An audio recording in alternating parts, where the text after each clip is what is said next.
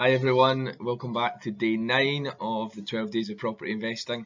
I hope all your hangovers have receded after New Year celebrations and yeah, hopefully you can find this useful. Today we're going to be talking about all things lettings. So when you start to build up your property portfolio, if you want to have passive income, you need to have letting agents and you need to know how to manage them. So hopefully I can cover both of those points across the next 10 minutes or so.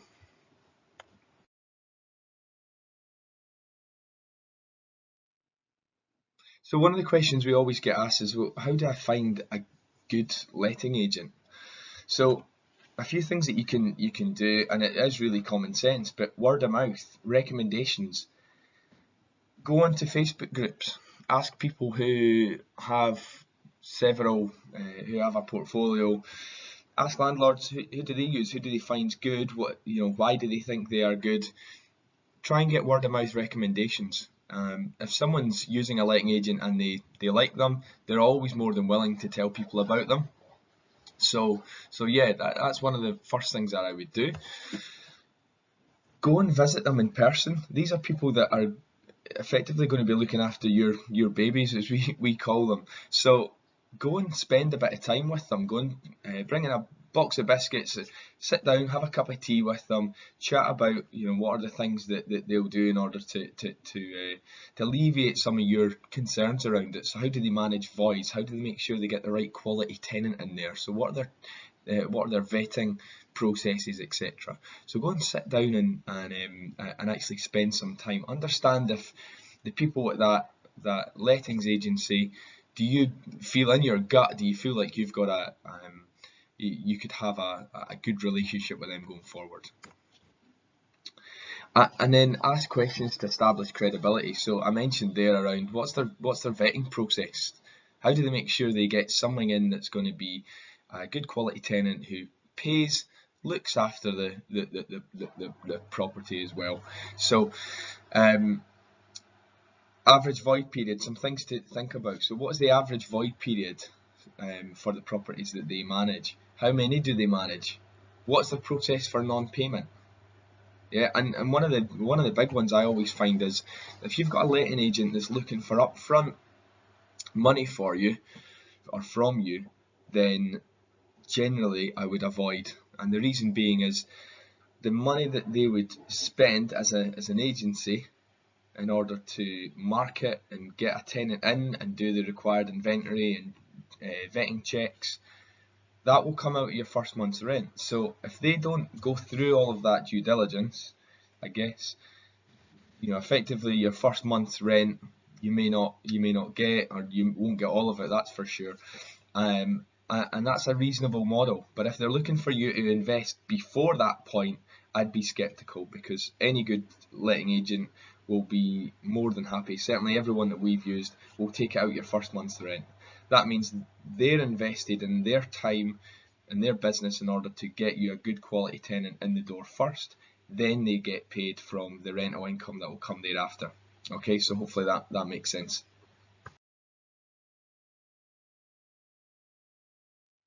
So how do I manage a letting agent? So I've done all that. I've went out. I've asked people who should I have my property sat with, managed by. I went out. I've sat down with them, had a cup of tea, and I've asked all the questions that I need to around them. So now I have them. How do I manage them ongoing? So I've got 5 tips here that hopefully can help. So delegate, don't abdicate. It's a crucial one, but one that's sometimes overlooked by landlords, as in you see it in the paper, there's a landlord up in court, or he's sent to prison, or he's fined heavily around something he should or should have done, should have known about. Ultimately, you're the landlord, you are on the register, you are accountable for the tenant that is in that property. You have merely outsourced the management of that accountability, I guess, to someone else, but you cannot abdicate it. So you are delegating responsibility for it, but ultimately the buck always stops with you. So please remember that as a number one rule, that it is still your obligation to For example, get gas safety certs in place every single year to check on electrical appliances within the home as well. All of that stuff is your responsibility to make sure you've got the correct fire alarms wired into properties, for example. Now, any good letting agent will point that out to you, and they won't actually let a property unless you have carried that out. They should be pointing this out to you. However, some won't, and are there occasions where letting agents will be taking your money quite happily without having their own due diligence around what properties they take on and how the properties are actually set up for the people that are going to live in those homes. Yes, that happens. So you need to be really careful, and you need to always be aware it sits with you. Set up a tracker. I mentioned this a few episodes ago, I think, around we have a spreadsheet that has everything to do with a property. So when we buy the property, we'll have all the mortgage information around it in terms of finance, and if we've got any private investors who have first charges on the property, then we'll have all of that detail there.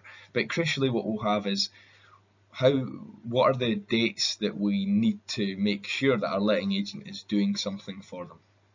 So we set up a tracker to make sure we understand what rent's coming in, what actually comes in, how much maintenance by property we will have, how many maintenance costs or how much maintenance costs we've spent over the course of that period of time, and when do we need to intervene. So if we are 11 months since our last gas safety, we'll have a tracker and it'll flash up red that we need to take an action because we're in the last month of that gas safety cert.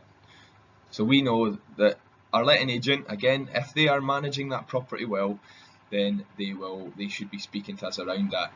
But if they're not, it's our responsibility to remind them to go and put that in place. Now, generally they'll have contractors that they can use in order to do that, but you often need to make sure that's you asking for that to be done.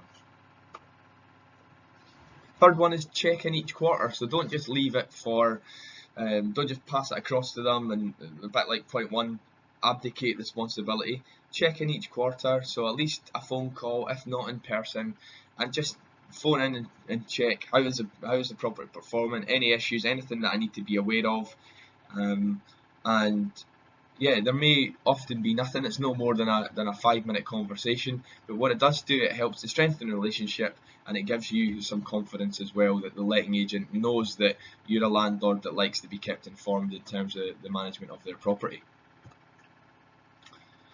Fourth is set clear boundaries for interventions and escalations. So what I mean by that is, do you want to be phoned every time there's the smallest issue with any property? Or do you want to only be phoned or being contacted by your letting agent when there's a major issue?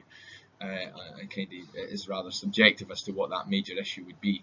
So I think, you know, we tend to take a kind of middle stance on this. Anything under £100 worth of maintenance cost, we can kind of quite happily have the letting agent kind of manage that on our behalf for. Anything more than that would be a phone call or an email into ourselves, and we'll review that on a quarterly period. So one of the things we'll sit down and look at, and is facilitated by our tracker, is how much are we spending on maintenance costs.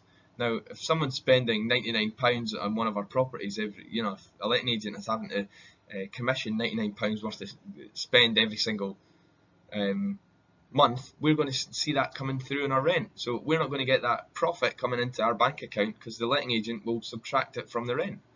So you should be able to see this coming on if it becomes an issue, but and deal with it at the appropriate time. But we like to set some clear boundaries in terms of when we're contacted and when we're not.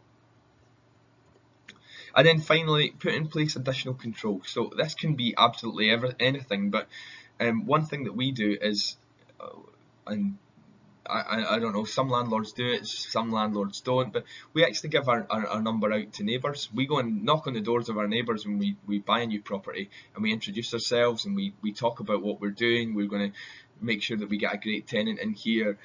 give them our card, and yeah, allow them to be able to phone us. Now, have we had phone calls from neighbours in the past, and what I would call is turning into a bit of a nuisance? Yes. But would I still rather have that and have the opportunity to deal with them and in the situations where potentially there's some dispute or some things that you don't quite appreciate that's going on in and around the neighbourhood of your property? You want to know about it. So I'd still rather know about it, even if it turns into a nuisance. Then you can just manage the nuisance.